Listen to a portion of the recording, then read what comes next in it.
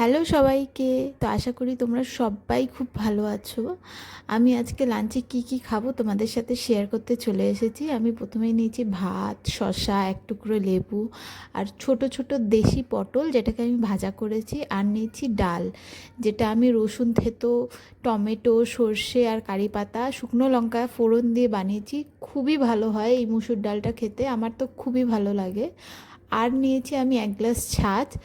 আর একটা জিনিস নিয়েছি, যেটা হচ্ছে লোটে মাছের পাতুরি, লাউ পাতা দিয়ে, ইন্টারনেটে খুবই ভাইরাল হচ্ছে, যেটা দেখে আমি বানিয়েছি। তবে আমি এখানে নিজের স্টেপ অ্যাড করেছি, যেটা সবাই করছে, লোটে মাছটাকে পুরো লাউ পাতাটা দিয়ে রান্না করছে। আমি এক একটা সিঙ্গেল লোটে মাছকে এক একটা সেপারেটভাবে লাউ পাতায় দিয়ে মুড়েছি। দেখতে পাচ্ছ তোমরা কতটাই নরম হয়েছে লোটে মাছটা, আর এটা খেতে ভীষণ ভালো হয়েছে।